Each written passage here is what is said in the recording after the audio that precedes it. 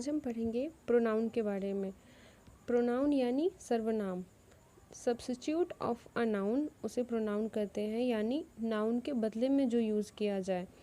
जैसे words used in the place of noun, यानी noun के जगह पे जिस वर्ड का यूज किया जाए वो प्रोनाउन होगा।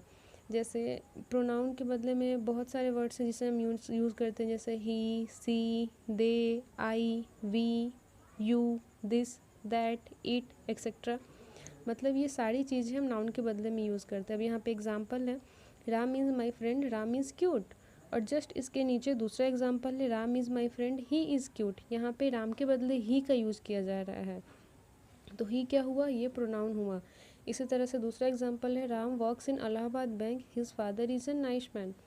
यानी यहाँ पे राम के फादर के लिए कोई नाम या कुछ और यूज़ नहीं किया जा रहा, वहाँ पे हिज यूज़ किया जा रहा है, तो हिज यहाँ पे प्रोनाउन का काम कर रहा है, इसलिए ये प्रोनाउन होगा। अब आगे हम प्रोनाउन के टाइप्स के बारे में पढ़ेंगे। पहला है सब्जेक्टिव प्रोनाउन। ऐसे इसको हिंदी में व्यक्ति परक सर्वनाम बोलते हैं। अब इसका डिफिनेशन देखते हैं। A subjective pronoun acts as the subject of a sentence, it perform the action of the verb. इस नाम में ही इसका पूरा डिफिनेशन है। सब्जेक्टिव प्रोनाउन यानी जो सब्जेक्ट में यूज़ होता है वो सब्जेक्टिव प्रोनाउन होगा। जैसे आई, यू, ही, सी, वी, दे, ये सब सब्जेक्टिव प्रोनाउन में यूज होते हैं। ऐसे देखा जाए तो आई मैं के लिए यूज़ होता है, यू तुम या आपके लिए यूज़ होता है, सी स्त्री के लिए यूज़ होता है।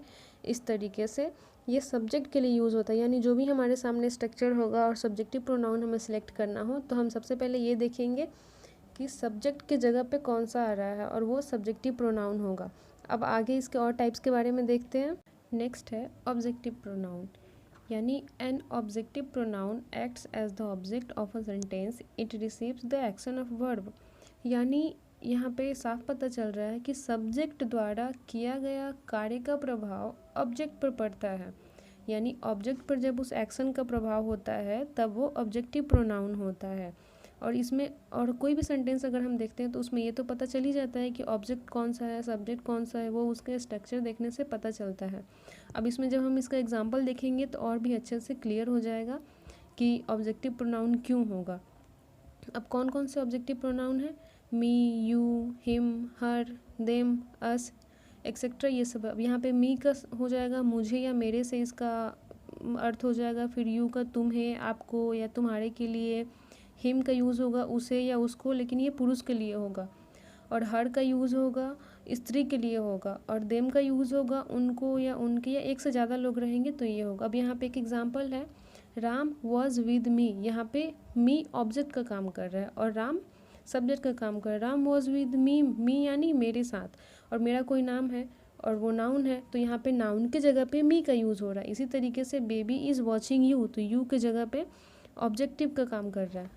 अब है पोजेसिव प्रोनाउन।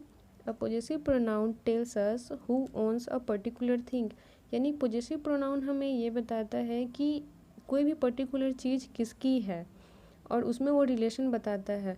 वैसे देखा जाए तो सारे प्रोनाउन एक दूसरे से रिलेटेड ही होते हैं, बस उसके यूजेस के बारे में हमें जानने की ज़रूरत होती है। अब यहाँ पे एग्जांपल है, यू आर माई सन। यहाँ पे भी रिलेशन बता रहा है कि वो किसका बेटा है, वो मेरा बेटा है, तो वहाँ पे वो बता रहा है कि वो किसका है। ऐसे ही है, सी इज़ योर सिस्टर, तो यहाँ पे योर सिस्टर भी बता रहा है कि वो किसकी सिस्टर है। ऐसे ही है, दिस बुक इज़ माइन, यानी ये बुक मेरी है, ये बुक किसकी है, तो मेरी है, तो इससे ये पता चलता है। अब यहाँ पे हमें सारे यूजेस के बारे में अच्छे से पता होना चाहिए, जैसे माई कहाँ पे होगा, माइन कहाँ पे होगा, ऐसे है तो एक दूसरे से रिलेटेड ही, लेकिन किसका यूजेस कहाँ पे होगा ये जानना बहुत ज़रूरी है कि इसमें डिफरेंस क्या है। और इसमें आवर्स कैसे होगा, योर और योर्स कहाँ पे होगा, हिज कहाँ पे होगा, हर्स कहाँ पे होगा, देयर कहाँ पे होगा। सबसे बड़ी बात ये है कि अगर माई और माइन दोनों का मतलब है मेरा, लेकिन अगर देखा जाए तो वाक्य में अगर मेरा अकेले आए तो माइन का प्रयोग किया जाता है। अगर मेरा के साथ कुछ और जुड़ा हुआ हो, जैसे मेरा भाई, मेरा दोस्त या कुछ भी जुड़ा हुआ हो, तो माई का प्रयोग होगा। ठीक उसी तरह अगर योर हो, योर और योर्स दोनों का मतलब होता है तुम्हारा ही, पर अगर वाक्य में तुम्हारा अकेले आए, अकेले यानी एकदम अकेले आए, तो वहाँ पे योर्स का प्रयोग होगा। और अगर इसके साथ कुछ जुड़ा हुआ आए, जैसे तुम्हारा भाई या तुम्हारी बहन, तुम्हारा दोस्त, तो वहाँ पे योर का प्रयोग होगा। अब इसमें और डिटेल्स में हमें पता तब चलेगा जब हम इसका और एग्जांपल्स को देख लेंगे, तो हमें अच्छे से पता चलेगा। आगे चल के हम इसके कुछ एग्जांपल देखेंगे तो अच्छे से क्लियर हो जाएगा कि कहाँ पे माइन होगा, कहाँ पे माइन्स होगा, कहाँ पे आवर्स होगा। तो अब इसमें कुछ एग्जांपल भी है, उसको देखते हैं तो और अच्छे से पता चलेगा। अब इसका पहला एग्जांपल है यू आर माई ब्रदर। तो यहाँ पे माई क्यों लिया, यहाँ पे माइन भी ले सकता था, यहाँ पे माई के साथ ब्रदर जुड़ा हुआ है इसलिए माई है। अब दूसरा एग्जाम्पल है यू आर माइन। यहाँ पे मेरे के साथ कुछ भी जुड़ा हुआ नहीं है इसलिए यहाँ पे माइन हो रहा है, नहीं तो यहाँ पे भी माई हो सकता था अगर इसके साथ कुछ जुड़ा हुआ होता। अब तीसरा एग्जाम्पल है दिस इज़ आवर स्टोरी, यानी ये हमारी कहानी है इसलिए यहाँ पे आवर हो रहा है। अब जस्ट उसके नीचे है दिस स्टोरी इज़ आवर्स, यानी यह कहानी हमारी है। दोनों सेंटेंस में डिफरेंस है इसलिए आवर और आवर्स अलग है। अब है दिस इज़ माई बुक, यह मेरी किताब है, और दिस बुक इज़ माइन, यह किताब मेरी है। दोनों में डिफरेंसेस है इसलिए दोनों के यूजेस भी अलग अलग हैं। अब है reflexive pronoun. A reflexive pronoun refers back to the subject of a sentence, यानी ये हमें वो बताता है कि वो करेगा, लेकिन कैसे करेगा इस बारे में यहाँ पे बताता है। जैसे एग्जाम्पल पहले जान लेते हैं कि रिफ्लेक्सिव प्रोनाउन कौन कौन से हो सकते हैं। Myself, himself, herself, yourself, themself and ourself. अब माई सेल्फ आई से बना, हिम सेल्फ ही से बना, हर सेल्फ सी से बना है, योर सेल्फ यू से बना है, देम सेल्फ दे से बना है। अब यहाँ पे देम सेल्फ नहीं देम सेल्फ्स होगा, क्यों? क्योंकि देम तो ऑलरेडी बहुत सारे लोगों के लिए यूज़ किया जाता है, वो पर्टिकुलर एक आदमी के लिए यूज़ होगा नहीं। ऐसे ही वी से बना है आवर सेल्फ। अब इसका एग्जाम्पल है he will do it himself, वह करेगा लेकिन कैसे करेगा, खुद करेगा। ऐसे I will do it my self, मैं खुद करूँगा, इसलिए यहाँ पे ये रिफ्लेक्सिव प्रोनाउन होगा। अब है intensive pronoun. Intensive pronoun emphasise its antecedent noun और प्रोनाउन। यहाँ पे सिंपल सी बात है, जब नाउन या प्रोनाउन के जस्ट बाद हम कोई वर्ड यूज़ करते हैं तो वो इंटेंसिव प्रोनाउन होगा। अब जैसे एकदम जोड़ देते, यहाँ पे एग्जाम्पल है राम हिमसेल्फ विल गो। यहाँ पे हिमसेल्फ पे एकदम जोर दे रहे हैं कि राम कैसे जाएगा, खुद जाएगा, इसलिए यहाँ पे ये इंटेंसिव प्रोनाउन होगा। अब दूसरा है you your self will go, यहाँ पे योर सेल्फ पे एकदम जोर देते हुए बोल रहे हैं तो ये इंटेंसिव प्रोनाउन होगा। है indefinite pronoun. An indefinite pronoun refers to an indefinite या जनरल पर्सन और थिंग। यहाँ पे हम किसी एक चीज़ की बात नहीं कर रहे, यहाँ पे हम ऑल्स यानी सारी चीज़ों की बात कर रहे हैं, जैसे all, both, each, few, everyone, many, some, none, ये सब हो गए।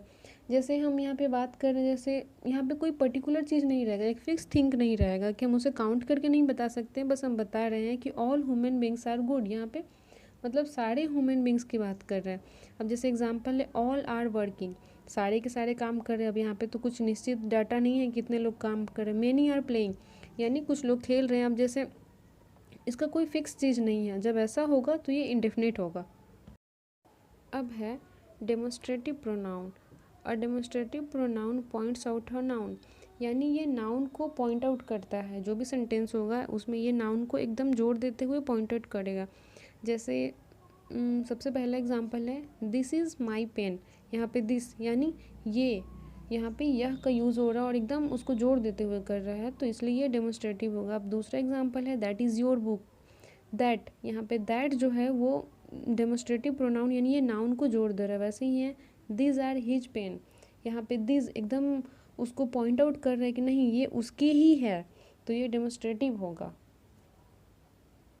अब है interrogative pronoun. An interrogative pronoun is use to ask a question the answer of which is definitely noun और अ प्रोनाउन, यानी ये WH फैमिली से बिलोंग करता है और इसका जो भी आंसर होगा वो हमेशा नाउन या प्रोनाउन ही होगा। यहाँ पे 5 इंटेरोगेटिव प्रोनाउन हैं, व्हाट, विच, हु, हुम, हुज। अब इसका एग्जाम्पल भी हम देखेंगे। जैसे पहला एग्जाम्पल है व्हाट इज़ योर नेम।